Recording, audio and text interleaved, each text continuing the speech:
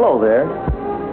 I've just returned from 40,000 miles of evangelism around the world. Did you know that we will be able to preach to more people in the 20th century than before that time, from Adam till the 19th century? I've often been asked, Pastor, it seemed like you are never satisfied, always reaching for more. You know, in Davenport, Iowa, my little church I started, with 76 people my first Sunday. We sold our building for $10,000. Think of it. The entire budget of the church for a year was $25,000, the whole budget. But in 8 years, we grew to 4,000 people and became the fastest growing church in America. During that time, I preached a message in Nashville, Tennessee. And in that service walked Johnny and June Cash. I preached on what should it profit a man if he should gain the world and lose his soul. When it was over, him and his wife came up and talked to me and said, Reverend, I was really touched today. June and I are thinking about our future. We're going to put a lot of thought and we'll be back. Well, the next Sunday I was not there, but he came back, walked the aisle of that church and accepted Christ. A year later, I met with him and said, you know, I'd like to have the world's greatest Sunday school. We can rent our stadium and that'll take care of over 30,000 if we use the infield.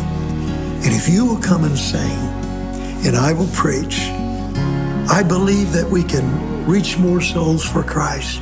And I knew that was too big. I knew it was an impossible thing. But I said, would you just pray about it? He looked at me and said, no, I'll come. He didn't even have to pray about it.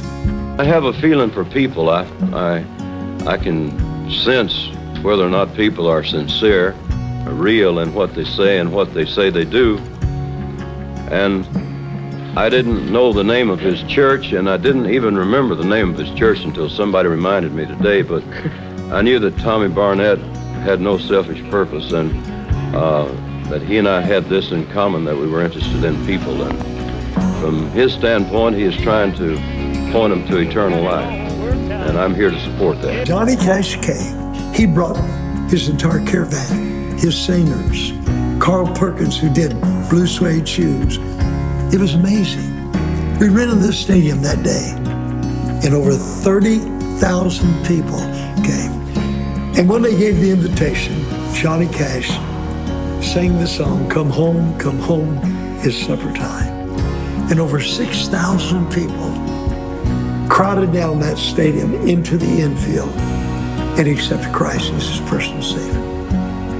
It was one of the great events of my life. And I remember walking on the parking lot, and I was moved. I was teary-eyed. I thought, God, I never thought you'd use me like that. It was like a Billy Graham crusade.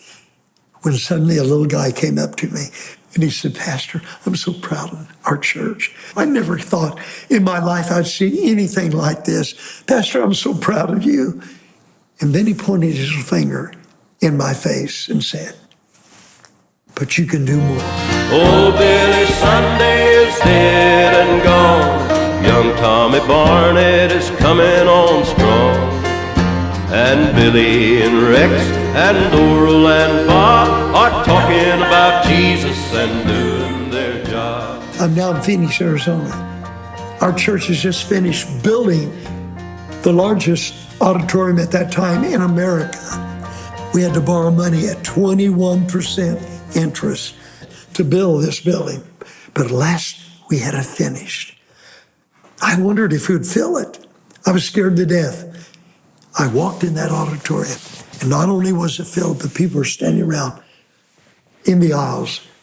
Chairs were in the aisles. But guess what? The day that we had the dedication, I was in the parking lot. It was the greatest service of my life. That little guy showed up again, and he pointed his finger in my face and said, this is wonderful, Pastor. And he was weeping. But he said, you can do more. I want to fast forward one more time. We bought the Dream Center. Here I'm now in LA. We didn't know if we'd ever have it paid for because it took $50 million to bring it up to code. Are you listening to this? This is very important. But about 5 years ago, I was invited to the top of the roof, and a group of our faithfuls were there. And they lit a fire, and they burned the mortgage of the Dream Center. It was completely debt-free. I never thought I'd live to see that place debt-free. I got on the elevator. I was probably more moved than any experience I've had in my life. I walked in the parking lot, and I just rejoicing, praising God. Guess who showed up? The little guy. And he said, Pastor, I never expected to see the Dream Center paid for in my life. Pastor, I'm so proud of you. I'm so proud of our church. I'm so proud of God. But then that dirty little rascal pointed his finger in my face and said, but you can do more. And the Dream Center is built to do more. These have been the roughest years, the last few years. The roof falling at the Dream Center. It would cost over $2 million to repair. We just had come out of a pandemic. And then Matthew has 3 strokes within an hour, almost dies. And many of the people that came to the Dream Center had moved out during the pandemic, and they got used to being away. They got used to not having to fight the traffic. Why would they make the drive? And they would call and apologize. We understood. So we had to really build again. But you know what? The need is greater than it's ever been before. There are more homeless than ever before. There are more violence than ever before. More abused women than ever before. And these have been the hardest years of our life. But you know what? We can do more.